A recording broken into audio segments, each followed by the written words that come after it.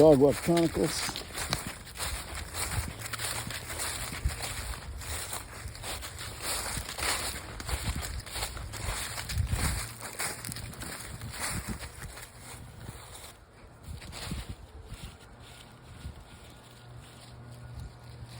That was the site of a woodpecker convention yesterday out in those woods. Today's readings were still in Revelation 4, verses 1 to 10. And John says that he was called up in the Spirit to a door that opened to heaven. And there was the king on the throne, and he describes how the king was dressed, and the throne, and thunder and lightning, and something else clanged, and there were 24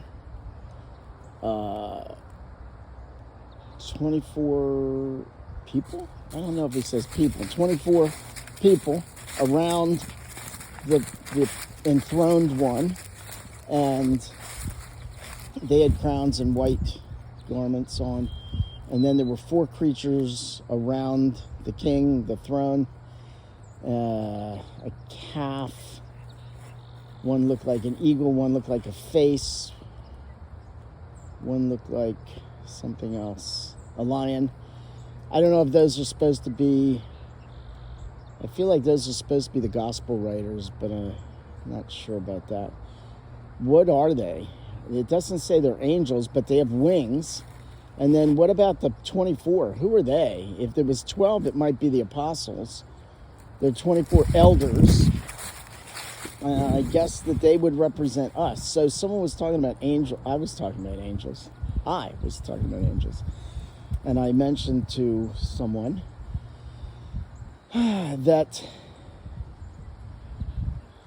I had heard that humans were above angels in the scheme of things with God, obviously. Well, we don't say God is the... Come on, dog. We don't say God is the supreme... is like a being above other beings, a supreme being. Although, I guess for a child, that's how you would describe it. But as you start to think about God, you would think... I think Thomas Aquinas says that God is what it is, what it is to be. I don't know. That's it sounds a little like the life force, and I guess in a way he is, but in another way it kind of sounds like Avatar or something. But anyway, so I heard that the angels are actually, that's one of the reasons that Lucifer refused to submit to God, because he didn't believe that humans were above him, angels. And in some ways, angels are a unique kind of being with more intellect and presumably power than a human has. But anyway, who are these 24? And then the angels, or no, the 4 creatures would say, "Holy, holy, holy Lord God of power and might," something. But they would say, "Holy, holy, holy Lord," and all the 24 would drop their crowns and go to their knees and worship God. I was kind of thinking about that, and we know heaven is being in heaven with God will be the ultimate, but somehow falling to your knee, I don't know, throwing your crown and falling on your knees somehow doesn't sound heaven-like to me. But obviously there's more to it, and so I trust that that all gets worked out. We're only getting the best description we can in human words when we read the Bible. presumably we'll have a better perception and insight into God and the nature of things when we are in heaven. They say that words can only go so far to explain. So everyone, make sure you get to heaven so that you can get this fully explained. Anyway, I'm going to tell you this first. I was talking to someone and we got on the subject. Somehow we got on the subject of Mike Tyson and the time he bit Holyfield's ear. Apparently they've created some kind of, I wanted to say candy. I think it's actually an edible, so that's not good. Anyway, but it's in the shape of an ear. So I think that's some new product that's just come out that reminds us at the time Tyson bit Holyfield's ear in a fight, I think in 1997. So anyway, I couldn't help but in the Psalms today, it's Psalm 150, and it's the response part in between the verses is holy, holy, holy is the Lord. And after just talking about that thing, I couldn't, every time I heard holy, holy, holy, I kept thinking Holyfield, Holyfield, Holyfield. I know that's not right, but I couldn't help. It just happened that the phrase holy, holy, holy kept coming up in the first reading and the second, and the psalm, and I couldn't help but think about Holyfield. So, anyway. And then the gospel today, it says Jesus is heading, I think, to Jerusalem, but the people are thinking that the kingdom is coming. So Jesus tells the parable about the nobleman who wants to go get a kingdom. I don't know what that means exactly. Maybe he goes to buy it or to claim a kingdom. And it says the people despised him. I believe his people despised him. So he leaves his area to go get this kingship. He leaves 3, it says 10, but they only talk about 3 of the stewards. He leaves 1 with 10 coins, 1 with 5, and 1 with 1 coin.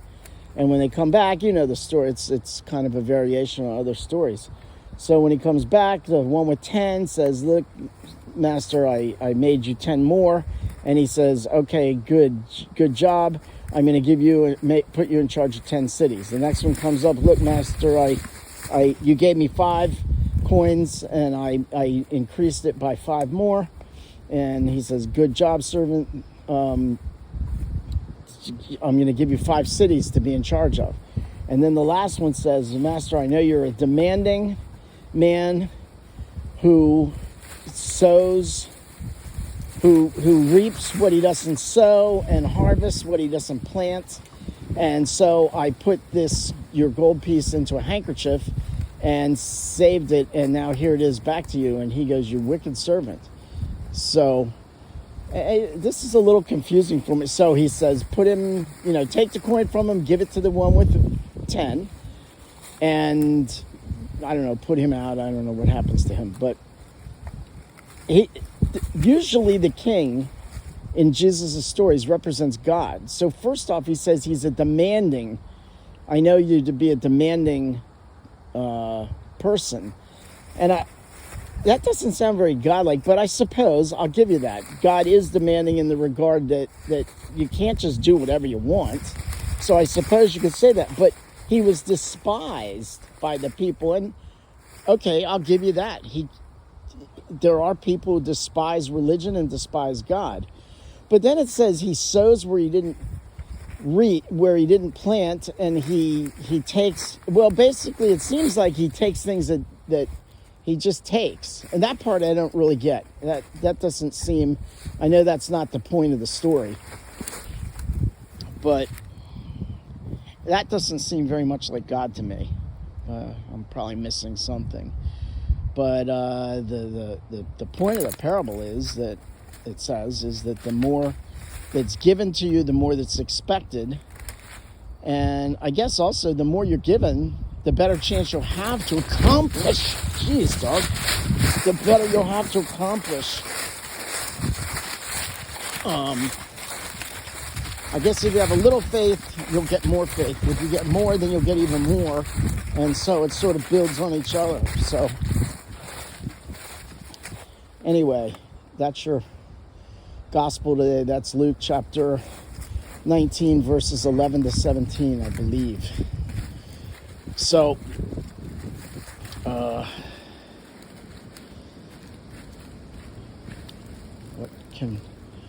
what else is to be said about that? Holy, holy, holy is God. Holyfield got his ear bit.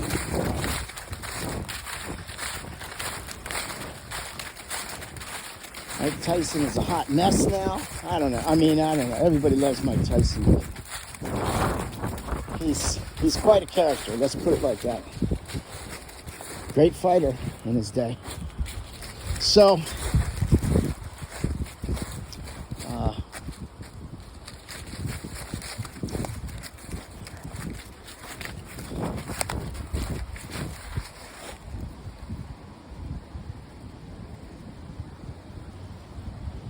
it's a windy day.